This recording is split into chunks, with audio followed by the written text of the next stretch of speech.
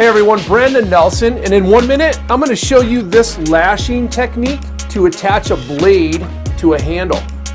All you need is the wooden handle, the blade, some twine, and then a vise to hold your work. Just get the handle secured in your vise, and then lay the blade right on top of the handle, and I'm gonna play out about 24 inches of line. Okay, at about that 24-inch mark in the string, I'm gonna make a loop, and I'm gonna lay it right on top of the blade. Then I come back to the front and make 2 or 3 wraps around the whole package to hold it all in place. There's a look at what we have, okay? Everything's bound into place.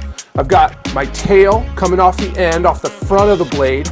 I've got my 3 or 4 wraps holding it all in place, and my loop is coming out the back. Now I'm just gonna take my time and continue making those neat wraps nice and close to each other all the way along the length of the entire blade. Here's a look at what we have now. We still have that 24-inch tail coming off the front. We have all of our neatly wound lashings, and then we still have the loop coming out the back. We're gonna cut the line about 5 inches from our handle. Then we're gonna take that new end and put it through our loop, just like this. Now take that 24-inch tail and wind it around your spool to use it as a handle. And we're gonna go ahead and pull on that handle and watch what happens.